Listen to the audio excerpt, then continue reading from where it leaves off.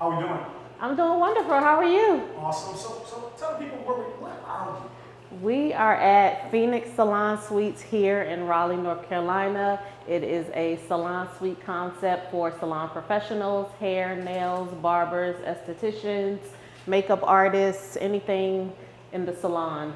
So I drove by this space about 90 days ago, and this wasn't here. When did you open? We actually opened officially on June 5th. Okay, and what is your personal role in all this? I am one of the co-owners. I own it along with my husband and my family, my sister Eve Craig and my brother Kevin Craig. So on my way driving here, I saw at least 10 salon suites. Yes. On my drive. Mm-hmm. What makes yours different? Ooh, I feel like ours is different because I kind of did my homework before starting it. We actually went to some other salon suites and we kind of scoped out the scene to kind of see what they look like visually. We asked some salon professionals that were in there what they liked about it, what they didn't. So for us, I think our security is one of them. We're key fob access only. Only salon professionals and their customers are allowed in here. Of course, once you guys tour the space, you'll see it's a little upscale. So we tried to do it very nice in here, give you nice fixtures and things like that. We're pretty much on site like every other day, so that not absentee ownership. So we're here making sure things are nice in here, they're clean in here. Anything that needs to be done, we're here. So I think that makes us different because a lot of owners are not present for their salon professionals. So this project opened, you said June 5th. Mm-hmm. Tell us how long this was in the making. Ooh, this has been in the making since 2020. I started thinking about the concept in 2019 and I started doing my research and getting everything in order in 2020, and then we all know COVID hit in 2020, so I had to put the project on pause. And then I even got to the point where like, man, I don't know if I still want to do it because at that point construction costs had doubled, a lot of things had changed, commercial real estate, it was just hard to find a space. So I was kind of like, I just don't know if I want to do it. But of course, me being the risk taker that I am, I was like, let me push forward and make it happen. And here we are today, almost 3 years later. I love to hear about people who take risks. But for you, this isn't new to you. Correct. How long have you been an entrepreneur, business owner? I have been a business owner since 2008. Started originally with an insurance agency. Then, of course, my sister worked there with me, and then we branched off and opened Small Cakes in 2015. And then now we have our next venture here today. And so the last question I have for you is, we're going to share throughout this episode, how did you find the resilience to stick with something that was a 3-4 year process? Ooh, it's tough. You know, I think a little bit of it is, you know, what you learn from your family, the people that you're around. But sometimes it just has to be in you. Like you have to have it in you to keep going when things are going wrong, when construction costs double, when you can't find a location, just when everything looks like it's falling apart. You just have to have it in you to keep going, because those are the people that ultimately make it, are the people that face adversity, but they continue to keep going day in and day out. So for me, you know, it's just having that grit inside of me. I want to make it happen for my family. You know, it's not just about me, it's about my family as well. Like I want all of them to be financially free. I want all of them to be able to do what they want to do on a daily basis and not be tied down, you know, and figuring out how I'm gonna pay my mortgage or how I'm gonna pay my car note. So all of that plays into me continuing to push on a day-to-day basis, even though when things are not going the way that they're supposed to. So last thing, your family size has changed. Yes. Since the last time we seen you. Yes. Your smile tells us something big, but we're gonna save that Okay. for later in the episode. All right, works for me. Thank you.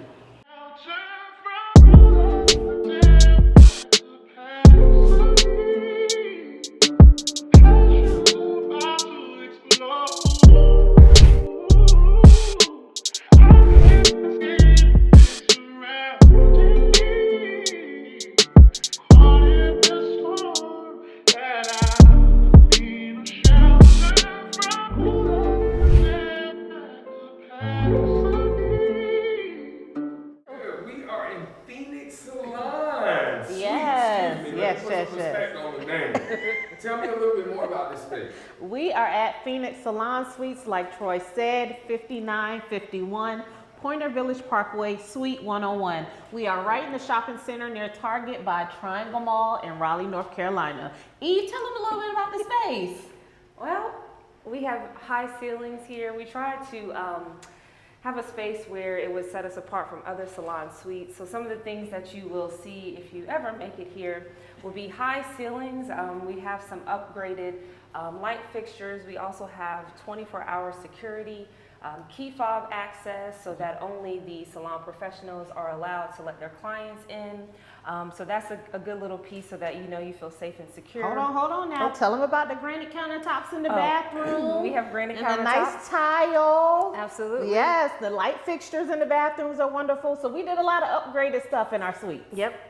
Nice scent when you first walk through the door. We have a beautiful waterfall when you first walk through the door. That way your clients feel like they're coming to an upscale salon suites as well. But we really took pride in everything that we did here. So we hope that everyone will enjoy it as far as the salon professionals and those who are just customers that are coming to get their services done here. Who are these services for? Like, is there a target population? Like, who can partake in some of the services here at Phenix Salons? Hairstylists, nail techs, lash techs, barbers, estheticians, massage therapists, anyone pretty much in the beauty field can take or rent a suite from us.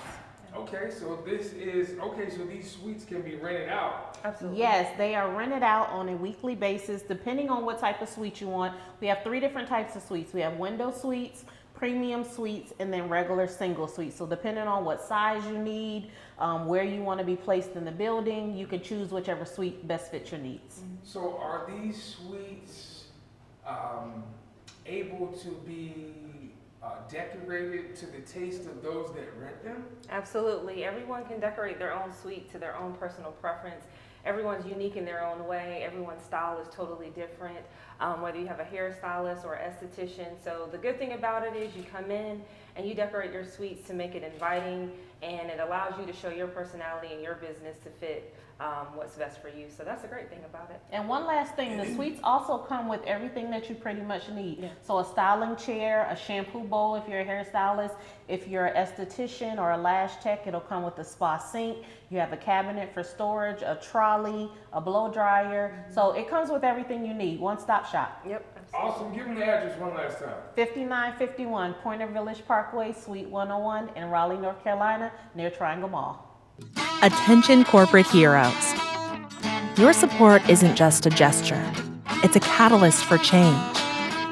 Making Strides Against Breast Cancer salutes the incredible impact of our corporate sponsors. Your partnership fuels the engines of progress, helping us pave the way towards a breast cancer-free world. Every donation you make strengthens the foundation of research and care. Every volunteer effort you invest creates a ripple effect of compassion. And when your employees join our walks, they embody the spirit of unity and determination that defines our movement. Visit our website today to explore how your corporation can become a beacon of hope. Your sponsorship isn't just a logo. It's a commitment to shaping a healthier, brighter future. Join Making Strides Against Breast Cancer, and let's stride hand in hand towards a world where corporate compassion sparks real change.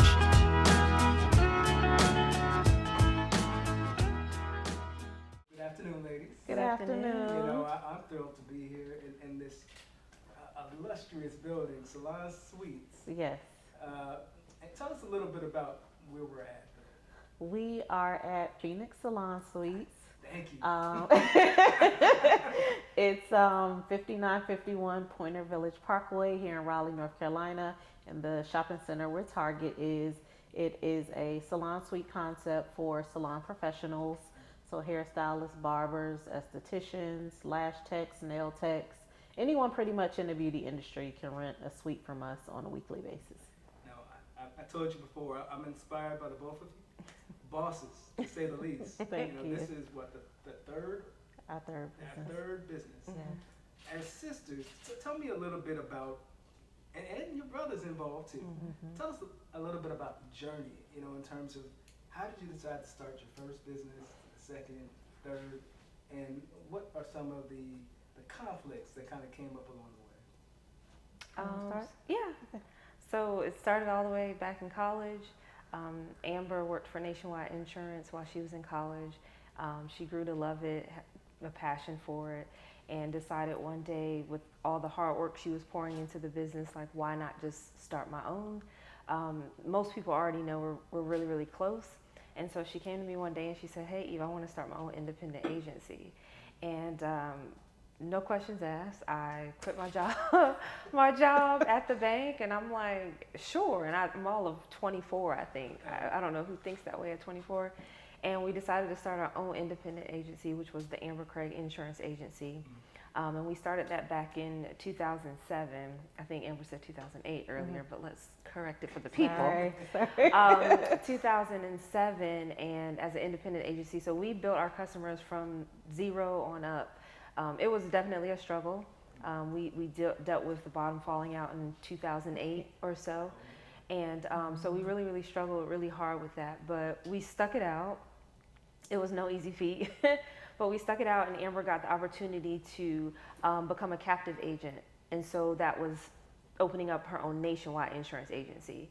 And so we decided that I would keep the independent to keep that going, because we put our blood, sweat, and tears into that. And because she couldn't own an independent while being captive, she went off and started the first nationwide agency. And from there, it grew. Again, it was not easy, but it grew. And then finally, after about 9 years with Amber, I was like, you know what? I love it because I've worked in it so long, but it's not my passion. And so I was ready to do something that I love to do. And she said, well, think about it, and whatever you want to do, like, you rocked out for me, I'm going to hold you down. And so we had a nationwide agency right across the street from Small Cakes in Durham. And I'm a lover of sweets. I love to bake. I can eat sweets. I'll eat sweets before I eat dinner. And there was this place called Small Cakes, and I'm thinking it's just like a cake, place. And so when they opened, I went in there and I saw it was cupcakes. So it was a franchise cupcakery. And I tasted it and I was like, wow, this is a good product, like a nice balance. And Amber Googled it like she does anything we drive by. And she was like, it's a franchise. And I was like, okay. And so we researched it, thought about it, prayed on it.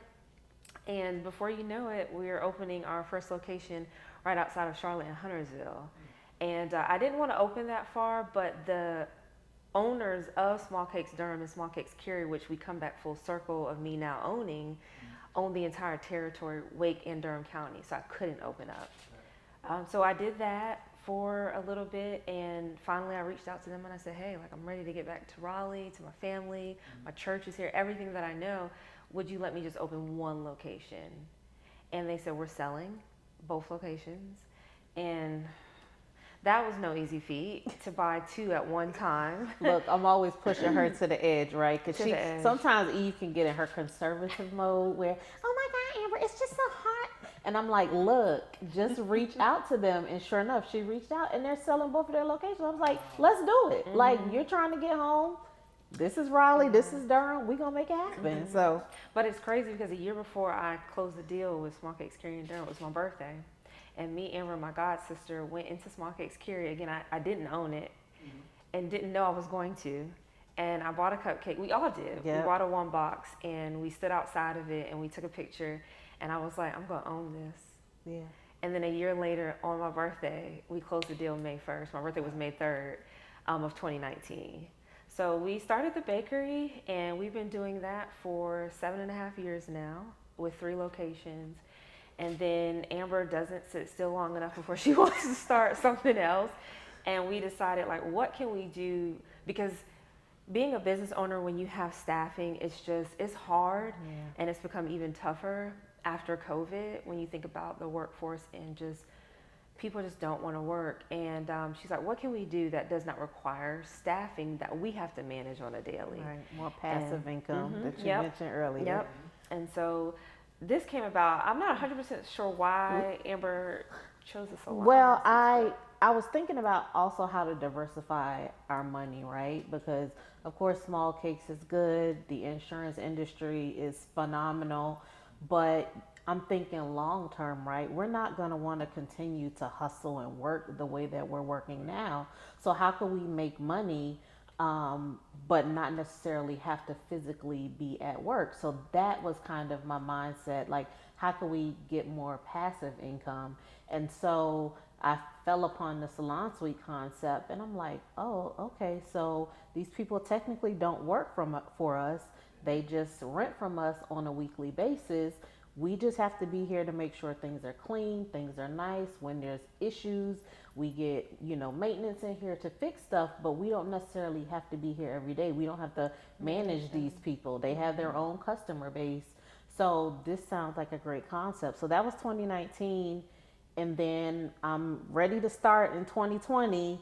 And then we all know COVID hit in March. So we were kind of on pause in 2020. But of course, here we are today, 3 years later, and we are sitting in the building. I applaud you. I'm curious, how do you make decisions together? It seems as if you all play very well with each other. But I'd imagine as sisters, and brothers, there might be some butting of the heads sometimes, and just a traditional sibling rivalry of sorts. How do you manage through those sort of issues? I think I run a business very well, so more of the CEO type, like type A type person. Eve has always been like our CFO, the money person. That girl can draw you up a budget and look at the bottom line. So she's really good in that aspect. And my brother is like huge on marketing and social media. And if you know Kevin, he's always running around doing everything, very high energy. Networking. So networking, absolutely. So I think we all just work very well together because we all play off of each other's strengths. Now, granted, I'm also a huge risk taker. And so I'm always pushing them to do stuff that they may not be comfortable doing. But looking back on it in the long run, it works for all of us. It puts all of us in a better situation. So yes, we do fuss sometimes, we do fight, we do get in arguments, but we do try to come together and like resolve it and then just move forward, because ultimately, if you follow us on social media, one of our hashtags is the Craig Empire, and ultimately the empire is what's most important. And we're so close that we don't want to see each other fail. So it doesn't matter if Amber needs Kevin and I at the insurance agency. It doesn't matter if I need them to sell some cupcakes at an event, or Amber just raced over to the bakery last week to start covering part of a shift before I could get there because I had another meeting, and she's working front of house. So I think that plays a part in it too, because we're so close and we just want to see each other succeed individually, but collectively too, our family. So again, we do disagree on things. Our brother is the one we probably want to choke the most. We do disagree on things, but collectively, we're just so close that we understand family first, and we stay in our lanes. Sometimes we might venture over, but we stay in our lanes. Like, she knows insurance like the back of her hand. I may give some input, but it ultimately is, if Amber says this is what it is, because she's more of the expert, then that's what we go with. Same thing with the bakery. And so it's just, we just support each other. Like, Do you think that you felt being a black female owning businesses how do I put it? Did you feel like you had to kick through doors differently than what it would have been for anyone else trying to jump into any of these lanes? I didn't experience that so much with Small Cakes, the franchise. Amber got more of that with Nationwide. But one piece of that with Small Cakes was when I bought out Small Cakes Cary in Durham, it was previously owned by 3 Caucasian older men. Yeah. And so when you talk about the negotiations, it took a year to negotiate the sale of these bakeries. And closer to the end, I had to remind them, like, I may be younger, I may be a female, but what we're not going to do is try to get over on me or think that I can't handle this deal just because you all are 3, because this is one young female going up against 3 Caucasian older men, which one was an attorney, one was a surgeon, and one was working in advertising. And so I experienced it there and put my foot down, and at the end of the day, y'all want me to buy your business. I didn't come to y'all. Like you guys said y'all were selling it. I asked if I could buy into to build my own. Y'all said, would you buy ours? So I could walk away and be just fine because I have a location. I want to be here, yes, but I did experience it in that regard. But as the franchise as a whole, even though it was owned by a male, I didn't experience any of that. But she got it with the field that she works in. I'm in a field with more women, you know. Cupcakes and things. And the finance industry is heavily dominated. Yeah, insurance and finance, you know, it's run by Caucasian males ultimately, and a lot of them are older. And the insurance industry, most of the time, agencies are passed down from family member to family member. So that's also why it's so hard to break in, because you have this guy. Matter of fact, the guy that I worked for when I was in college, he had owned that agency for almost 40 years. And he had 3 sons, so it was just going to pass down from one son to the next to their kids. So it's hard to break in. The only way really to break in is to buy in, which it's super expensive, or do it like me and Eve did it, which is from scratch. And from scratch is hard because you're thinking about $0 coming in day one. Like, you have to hustle. And you're talking about hustle enough for 2 of us to be able to live comfortably. You know, it takes a lot of hard work, and ultimately people either can't afford to stick it out or they just don't have it in them to stick it out for a super long time. So it was hard for me because you find a lot of black females in the insurance industry, but they're not agency owners, and let alone on the level that I am, like a $1 million, $2 million, maybe $3 million agency. That's decent. You're making decent money, but you're talking about a $10 million plus agency. You better tell it. It's just hard, you know. It's hard. So, you know, when I walk into rooms or I go to these conferences, it's maybe 3 of us. You know what I mean? Or this last conference that I went to, I was the only black female there as an agency owner. In this group that I'm in, I'm the only one that's in this group. So sometimes the rooms are lonely because there's nobody who can relate to the issues that I deal with. You know, it's hard, but ultimately it's worth it because they're making this great money. They're living these great lives. So I'm looking like I want to live that same great life. I want to make this great money too. I want my family to be financially free. So I'm going to stick it out, deal with all the hardships, deal with all the negativity, but ultimately we're in the same room. So I'm doing the same thing y'all doing. I'm making the same kind of money y'all making. I'm on the same level you guys are on. So, you know, you ultimately earn your respect, but in the beginning they're looking like, oh, she ain't gonna be here 3-5 years from now, but I'm still here. It is tough. One of my first jobs coming out of college was, I was a retail manager working in a shoe store. But while I was doing that, I tried insurance, working at Primerica for a little bit. And so the person who trained me quit. And that's life sales. The person who trained that person quit. And Yeah. I said, you know what?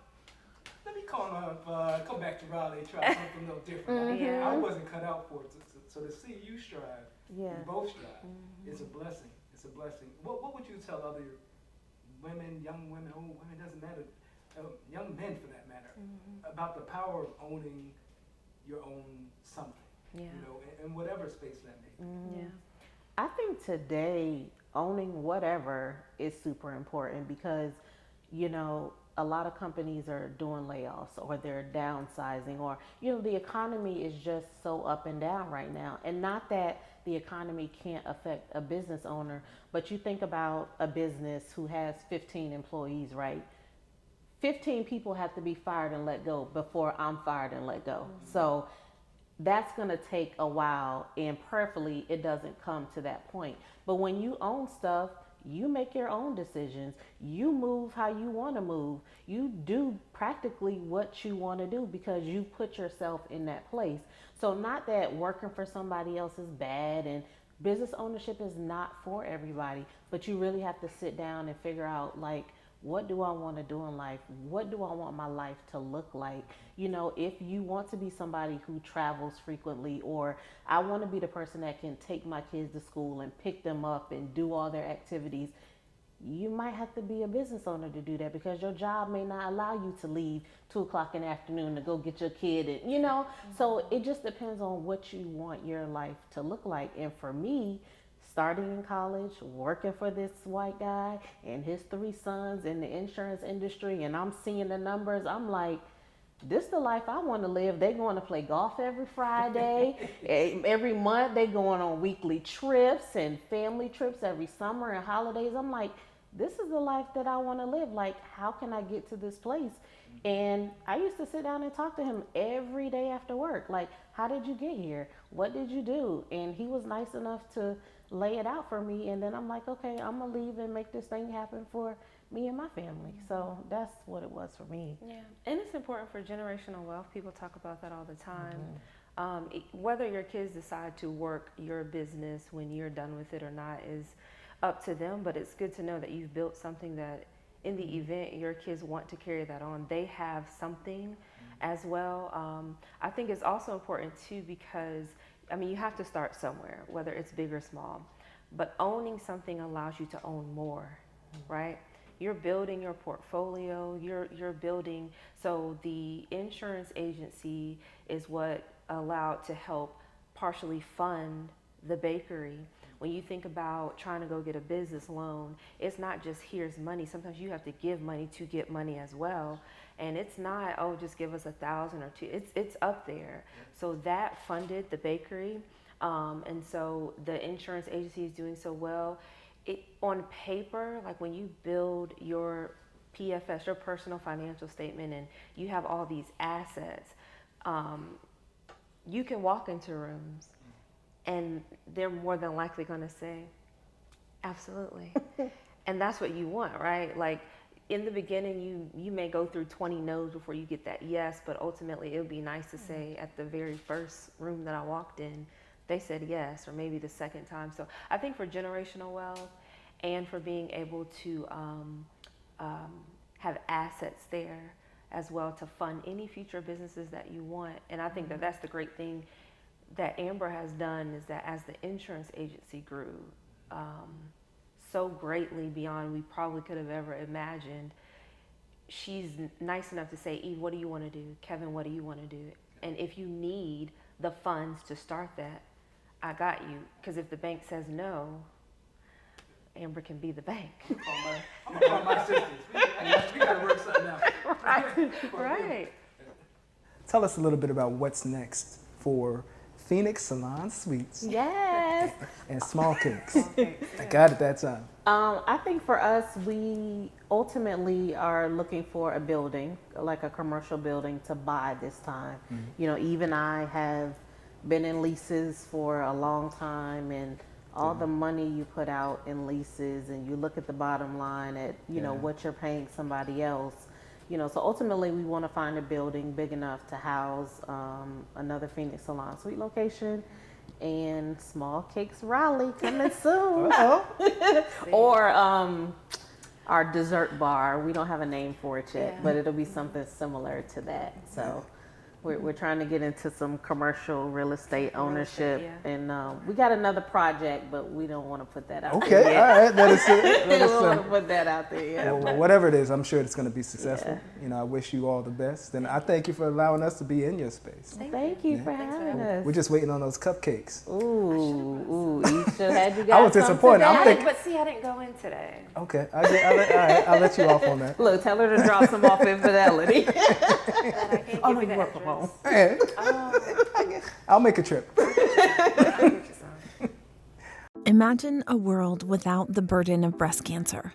A world where hope shines brighter than fear, where every step taken brings us closer to a cure. Join us in Making Strides Against Breast Cancer, a movement that unites communities, ignites change, and saves lives. Your support matters. Register your team today. By donating, you're funding groundbreaking research, life-saving treatments, and critical patient support.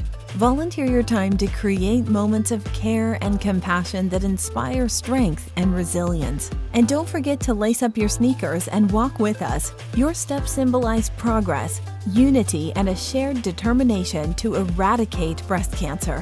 Whether you're a survivor, a caregiver, or an ally, your involvement makes a difference. Together, we're making strides towards a world free from breast cancer.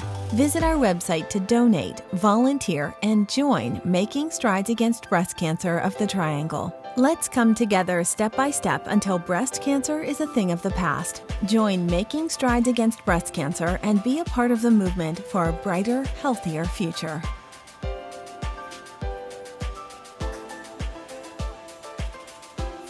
So we're back here on the Bro Code Show, and we're here with the Craig sisters in their space. Yeah. We're going to switch gears a little bit and talk about the Bro Code. Mm-hmm. And, you know, we get asked that question of what it is all the time. And one of the things we really want it to be is a way of fostering conversations where men, especially men that look like us, are better men. But we want to know from you two what you think about that, number one. And if you had like a magic wand, because we already had a conversation about this once, about men who struggle with stepping to women who are successful as yourselves. What are some things that you would write in the Bro Code? I think for me, support would be one of the main things that I would write in the Bro Code, because I feel like women really support each other. Like we stick together tight, you know, not just as sisters, but, you know, as women. You know, if our friends have anything going on, or, you know, other women have things going on, we're going to try our best to be there to support them. You know, financially, if we could do anything, we will. But I see it a lot with men, especially men of color. Like, you guys don't support and stick together. You know, it's just like, okay, if he's over here doing this and he's doing well, then the man over here is trying to tear him down, versus approaching him like, hey man, how did you do this? How did you get here? You know, like, what's the process? Or even, you know, my brother speaks on it all the time. Like, everybody wants to be that number one person, right? But everybody can't be number one, because the number one person always needs 2 and 3 to support them. And it's ultimately about a bigger vision. So if, you know, he had this huge construction company and you're maybe some type of sub, but you step to him and you're just like, hey, are you trying to scale? You're trying to go to another, how can we come together and make this bigger than what it is? But most men are like, oh no, I'm good. Or they're not even going to entertain the conversation. Where I think women are very different in that space. Now granted, we still can be catty and, you know, sometimes we don't want to work together, but I feel like females do that a whole lot better than men. And then, you know, you guys' egos, that come into play too. So that's always a thing, you know. You got ego? I do. But I agree, they're better at it than we are. So am I hearing male collaboration? Yes, yes. Male collaboration, partnerships, you know, it doesn't even have to be fully coming together, but, you know, partnerships are great as well. Yeah. So I think that knowing, I heard you say roles, and kind of knowing your role within a business too is very important, which we work with a lot, because we all are so different. Right, But we don't compete. right. Like, I know what Troy does, I know what JC does, and I stay out their way, do their thing. So thank you. Eve, what would you write? Emphasis support. I would say vulnerability. Ooh, good. That is good. Why are y'all looking away? Stop there. There used to be a comment. What they look like. No, I just think you can go so many different angles with that word, but I've met some men who are vulnerable and are fine sharing how they feel, whether it's right here in the moment, and it could just be how I feel with my partner or my wife or my girlfriend. It could be how I feel that my homeboy made me feel this way, whatever. It's just vulnerability, and what ties into that is communication. And so it's like, can we be a little bit more vulnerable? And I get it, we have to make that safe space, whether it's us as their wife, partner, girlfriend, sister, whatever, but also your homeboy or your partner or whatever should. But it's the vulnerability piece where instead of communicating, can we communicate and be vulnerable? And sharing how you feel. I'm not okay. I am okay today. I need a moment. I don't need a moment. My pride is starting to kick in because you are a very successful woman. We had this discussion the last one. You know, it has me feeling a certain kind of way. That doesn't mean I don't support you and I don't love you, but it has me feeling a certain kind of way. And because of that, I'm acting a certain kind of way that I don't mean to. So I just wish that the bro code should be being vulnerable and being okay with having feelings and sharing those feelings and communicating those feelings. So Eve, that doesn't make me weak as a man? No, it doesn't. I mean, like, because that's how a lot of men feel. No, okay, so we're gonna be real candid here.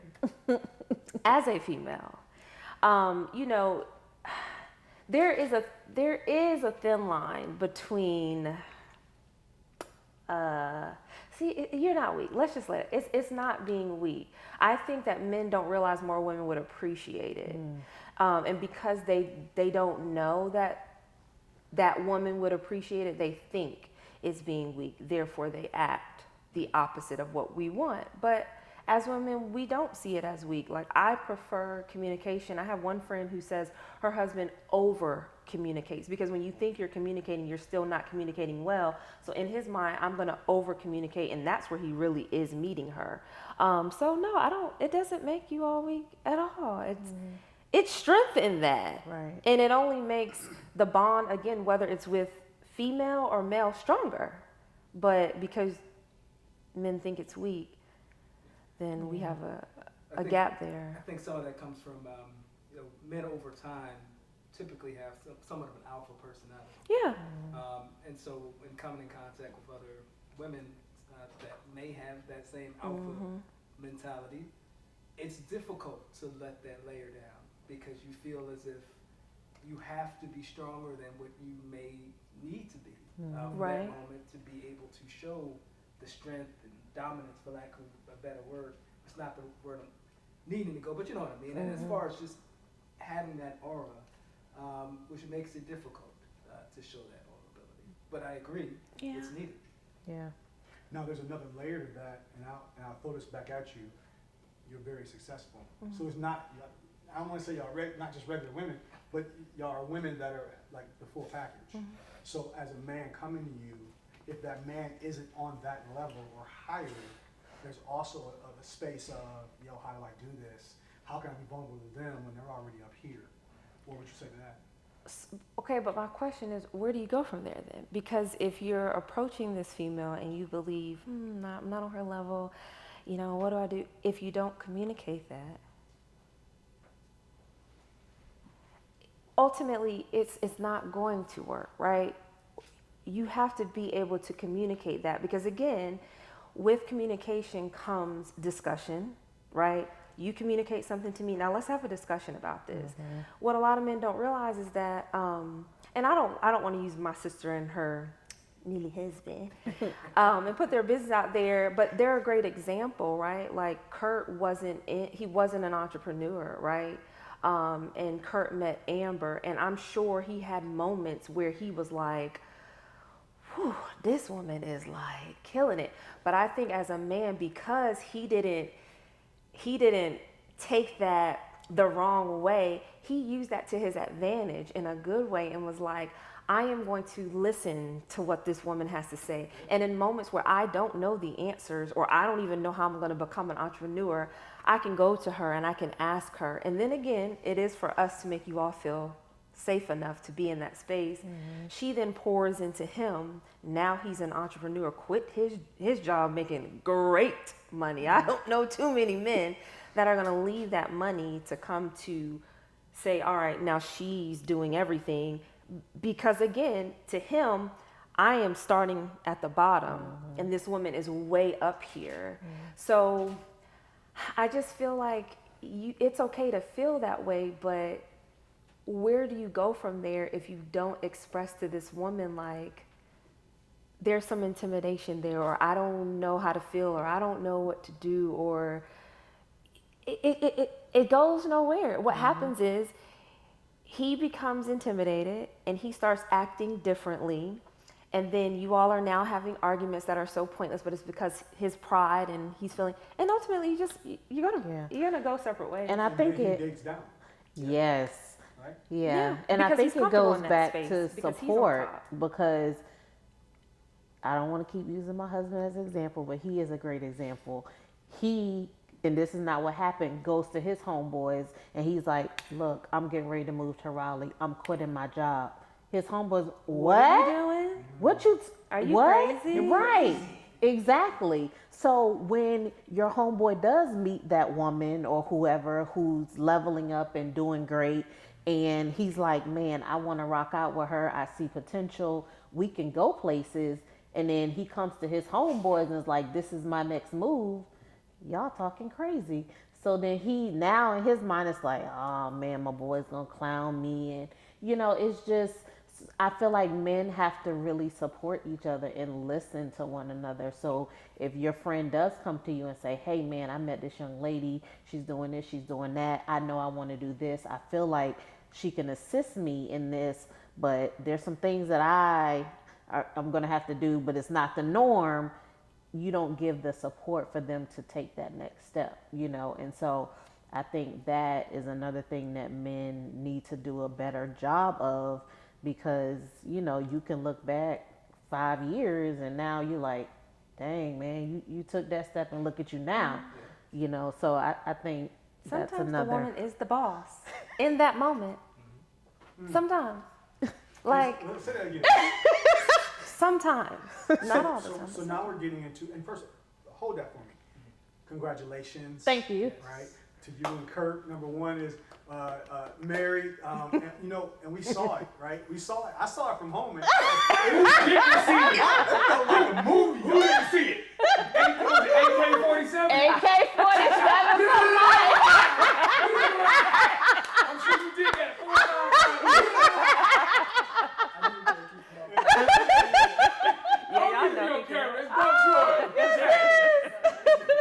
It's So, but seriously, really want to thank you, number Yeah. one, but want to shout your husband out, and he's in the room, so Yep. it ain't like he's on camera, but Yeah. like everything you're talking about, like that's exactly what we're talking about. And you know what? Maybe I go to my friends and I Yeah. have that conversation, but listen, I can't go to everybody. Right. Because everybody's not going to be able to see a type of vision. Right. If they have insecurities about themselves, they're going to be like, yeah, don't do that. Number one is I might not want to see you win on that level, and I see what that looks like. And so shout out to him because he's in Raleigh. Yeah. Right? And I look at that and think about how that plays out long term. If he doesn't make that decision, if he's not secure in himself, if he doesn't look at the math and say, wait a minute, yeah, sure, I'm making a lot of money, but what can that look like in 10 years Yeah. with us together? Now back to your question, Right. which was gender roles. Part of the bro code, I think a lot of men have sabotaged relationships because they were told this is how a man acts in a relationship, especially in a biblical manner. So speak to that. You know, my last relationship, I kind of ran into that where, and that's why I said sometimes in a certain moment, she is the boss. She knows what she's talking about. So just let her take the lead.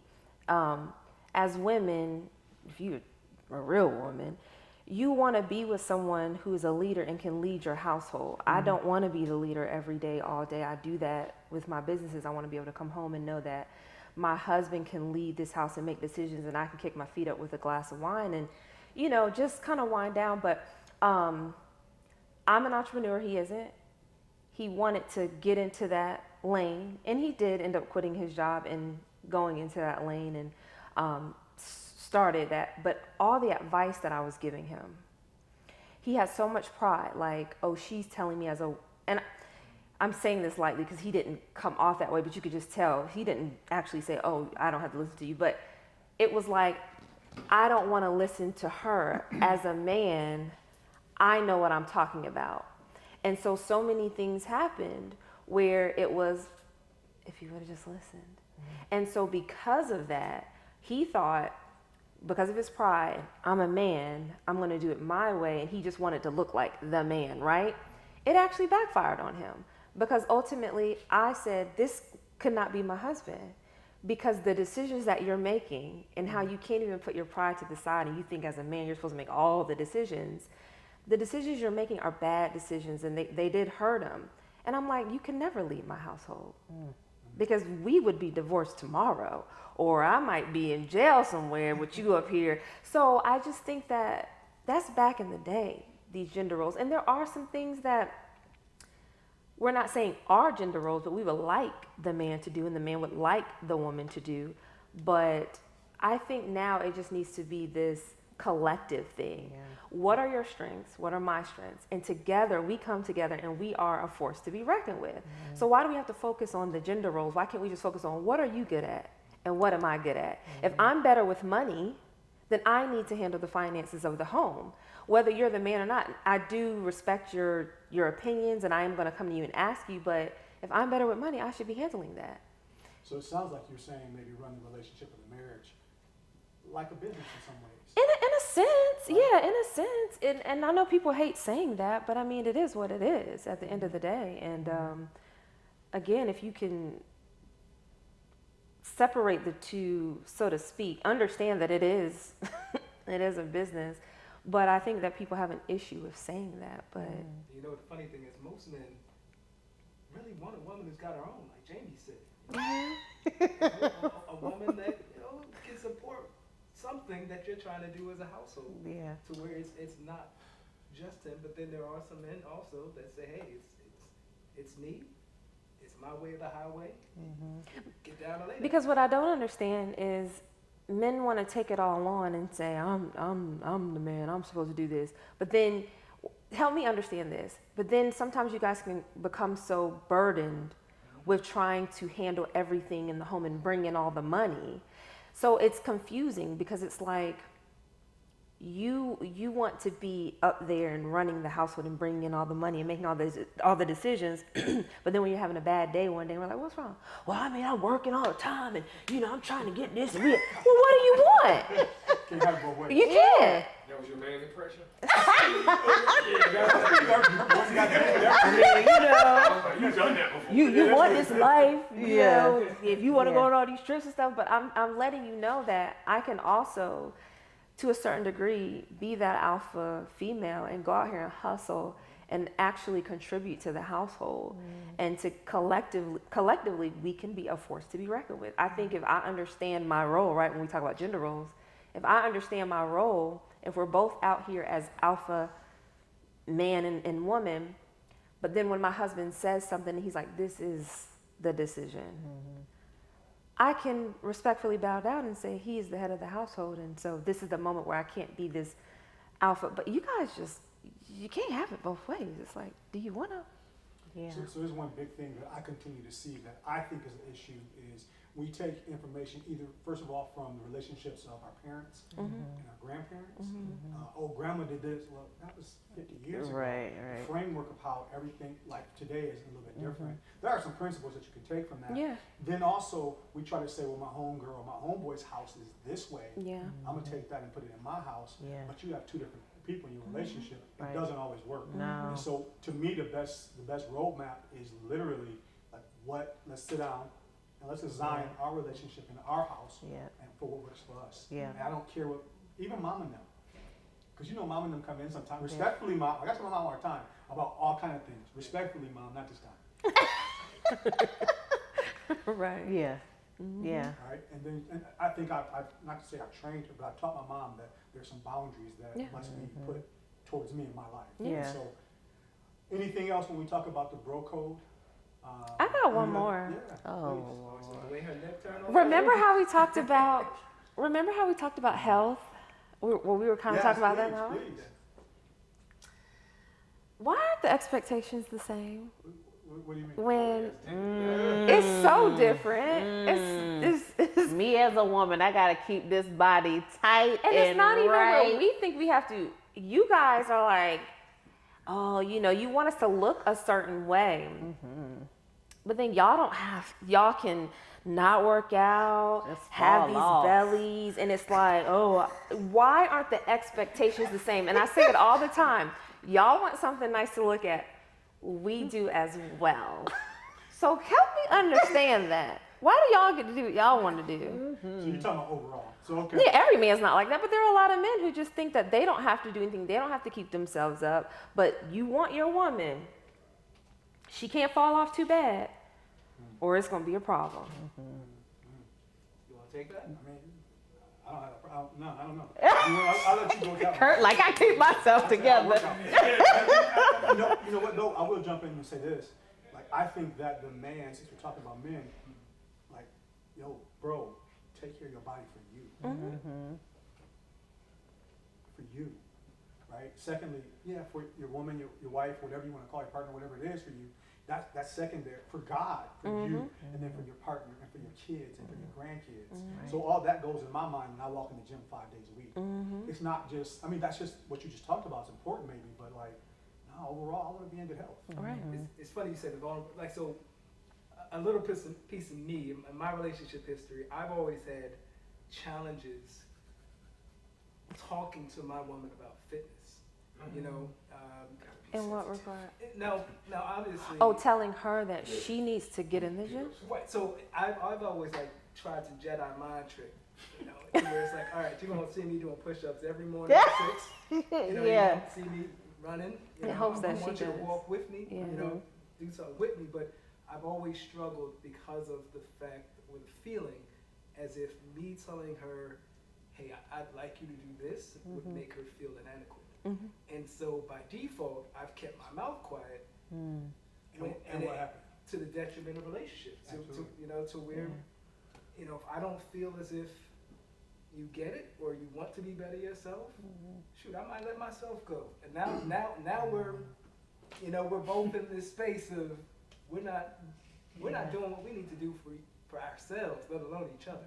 So it wasn't the loss of attraction, it was the fact that her not caring enough to care about herself, Cause you to lose the attraction? or just That to say ended that's their not someone I would relationship? want to be with. And there's more too, but yes, that Yeah. was a piece of it. To where once I start doing more, and she sees other people noticing me doing more, then it's a matter of now she's in the gym every day. So it tips the scales, and I felt as if I'm sharing all my business. It wasn't for me that you're doing it for. Yeah, and absolutely. now it's for the outside. Yeah. So Attention, so I've always struggled with that conversation in terms of how to bring weight loss, staying in shape up to where we could do it as a partnership and not as you're falling by the wayside and I'm losing interest, and now the relationship might be suffering because of those conversations. But that goes back to the base though, which is communication, right? So even when you first met her, when you guys are just talking and, you know, I work out, you know, do you like to work out? If she says no or whatever, you might have to reevaluate. Like, okay, if I can't change her mind, you know, she may never be that person that's gonna work out. And we all know over time, as you get older, things change, you know, so you have to figure out whether that's something that you can deal with. And, you know, you putting your business out there, I don't want to put too much of mine out there either. But my husband, for example, like, he works out, but at one point he had stopped, but it was just because of long hours and stuff like that. But he never fell off to the point of not being attracted. But I'm just like, Kurt, you got to get back in that gym, you know, like. And now he works out 3 hours every day. Right. So now he's on the other side of it. Yeah. So it's just like, it's just having the conversation, and having the conversation is nerve-wracking, right? Because I didn't want to have that conversation with him either, but he will tell you, me having that conversation with him put him back on track, and now he's working out. So it's just communicating what you like, you know, like if that's what you want. Or you meet a girl and she tell you she don't work out, you might be like, on to the next. I need a girl who works out. You know what I mean? So I love that, and let's lean into non-negotiables. Huh? Is that would be a non-negotiable for me? It's a I non-negotiable got for I me got 10 too. of them, but that's a non-negotiable. Yeah. Just, you know, well, like, if you're working out 5 days a week, Yes. I'm gonna know how you got 10 non-negotiables. That's no, I'm just saying, That's like, not a lot. no, like, Let's talk about it. no, could be like, Yeah. you know, like, that's a major one. Yeah. If you don't rock with God and I do, how can we coexist? Yes. I'm not saying that you have to start that way. I mean, 10 non-negotiables in a house purchase, you'd be living on the street. I'm just saying. Well, why do you think so many relationships are breaking up? Yep. Because you go in, and tell me if I'm wrong. You go in saying, I can change. Yes. You've never changed anybody. Yeah. Nobody's ever changed. If I change, it's because I want to change. There's nothing you can do about it. Yeah. So already having that mindset, like she said, if you go in and she's like, she don't work out. All right, cool, check please. No disrespect. We be friends. Yeah. So I think clearly having non-negotiables and knowing that up front and not wasting your time. So what would be some non-negotiables? Yeah. I definitely think the God portion Is is that high up on the list? oh yeah. Because I think, God speaks to everybody, right? But a lot of times as women, God is going to speak to you about certain things, right? And when it comes to your household, you may not convey them to your man, to your husband, whatever, but you already know how you need to move to make certain things happen. So for me, God is definitely like number one. I don't even know where we would be without that piece of it. I think the working out piece is a major non-negotiable. Communication, I have had to grow to a space of like communicating a little better. I still don't think today that I'm the best communicator. But hush, Kurt. But I feel like that's key. As a man, it goes back to what Eve says. You need to be vulnerable enough to communicate how you're feeling, to communicate, certain things in a relationship, because holding everything in is going to be to the detriment of both of us. Now, you said communication like 90. I mean, She's communicating. it's a big deal, because a lot of relationships today, they break up because of that. Nobody's communicating how they're feeling. Nobody's communicating this or that, or if you're feeling a way about the finances in the house, no, you just don't talk about it. And so people feel like, if I don't talk about it, it's just going to go away, but it's not. And for the people listening, communication doesn't mean just talking. No. It means listening. really active listening. And I think one of the things I used to struggle with, I don't anymore, is I don't take things so personal. So if somebody's coming at me, the first thing I do is ask myself, what could you have done differently? Like, are they right? Because I used to just go off on people. Now it's like, you know what, they're right. You could have done better. You could have listened more. So I hear fitness and I hear God, which I know you work out too. And because y'all post your workouts every day. Y'all post on the church. I didn't go to the gym fresh. That's more so Eve. Eve be fresh every day. You took the time to pick that outfit out. That one matched my shoes today. Did y'all see the post today? My sister hooked me up with that outfit. I was like, oh, it matched my new shoes.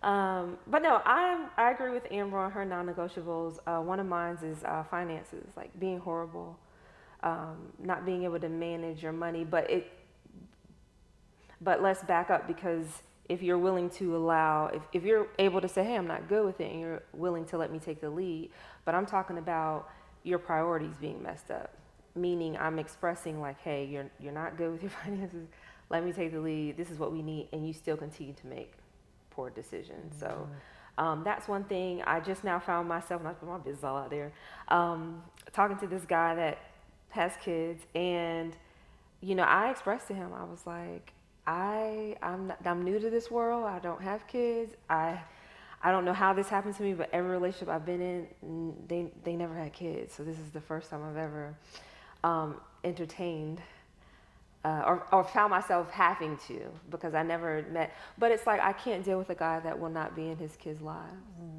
and just be, as the world says, a deadbeat dad. And that's just from me, my father not being present when my parents divorced. And so I can't, that's a non-negotiable for me. If you're not going to be there for them, it looks horrible, and B, I would never have a child with you, and I would like to have a child, at least one.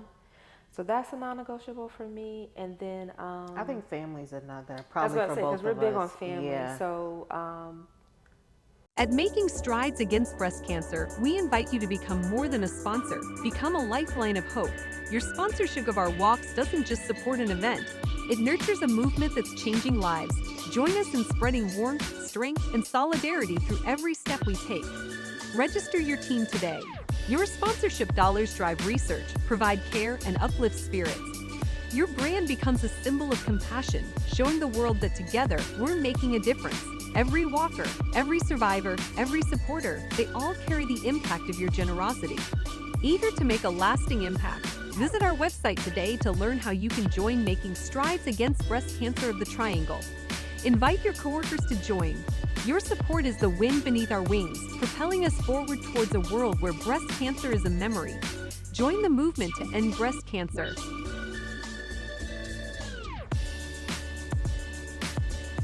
My day isn't normal, so I can't just be on my phone all day texting you. Also, I work with my hands as a baker, so I can't just be texting you all day. But when I have those moments, I will send a text in between a moment that I have. Or if I grab my phone and I see that he's texted me, I'm gonna respond back. Hey, my day's been crazy busy. Just earlier today, I was like, hey, yeah, I just left my CPA and I'm racing over to do a taping with Bro Code Show. And that's it. And he'll be like, all right, well, be safe and holla at me when you have a moment. And so he's understanding of that. So a mature man. It has to be. So you reeled off about, what was it, about 6 non-negotiables for her? Yeah. That wasn't And that wasn't that many. Because 3 of mine were Ambers. Oh, okay. Y'all collect. Okay. Any other ones we don't want to miss, but like again, we want our content to continue to be a very open, vulnerable type of transparent content where we do share our struggles. We share who we used to be. Yeah. And we want to continue to do that. So for men, is there any other things that you would like to see men do differently in the world? Well, I'll throw one out for myself. One of the biggest things that I'll never hurt another man intentionally. All right. Now, if you come for me, I'm okay with that. Right. We can do that. Right. But as in me just going out and especially anybody that looks like me. Right. And we can have a disagreement, like we do sometimes, but we can have a disagreement, but it's my goal to never harm a black man because I understand the past and how much the trauma and the things that we carry. So that's one of my goals when we talk about moving forward with the Bro Code. So y'all have I think disagreements? for men also like fatherhood, and I don't think it's just black men per se, but I think it's super important. Like, you know, Kurt talks about it all the time, like how they don't want the father in the household, right? Because the father being in the household makes a world of difference in children sometimes. So I think for me as men, you know, if you and the woman are not together, it's still very important to try to be as present and active in their lives as you can. Because the world today is just like, it's crazy, and these kids don't have anybody to look up to. They don't have any guidance. They don't have any leadership, and you know, they just out here running crazy. And you know, a mother can't do it all, especially for sons. You know, a mom can't be a father figure to a man. So, you know, Really appreciate that part. I think you know, as being fathers, but also our mentoring. That's probably our biggest why is to fill in that gap. Because we understand that even you don't have to have a father, you can have a father figure or a mentor that can really pour into you. And we do that 7 days a week. Sometimes when we don't feel like we do it because it's important. So we appreciate that. You said, do we argue? Yes, we have disagreements respectfully. Just because, like y'all said, like you know, but we do it. We're all different. And so Troy likes to take off, right? He wants to just be at 90 miles an hour. JC loves to put on brakes. So right there, right? Like, what are we doing here? We got a problem. right. It's tough to slow the car down. Troy. Better get it right. Yeah, Troy be going. But there's a benefit to both. Right? Yeah. And so, so you've heard it here on the Bro Code Show. The Bro Code has been rewritten by the Craig sisters. More to come. All right.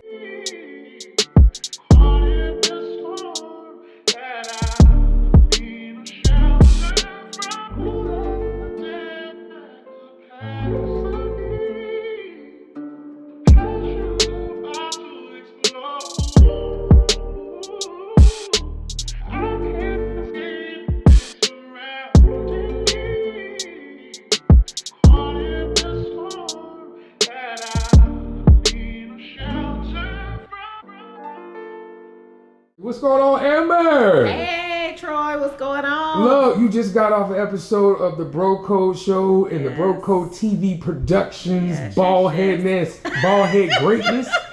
Tell us about your experience. The experience was awesome. Of course, we shot the show and we talked about family, we talked about business, we talked about men, women, communication, just all things family, all things business, all things community. So it's always good to be on the Bro Code Show and hear you guys' perspective, hear our perspective, and bring it all together.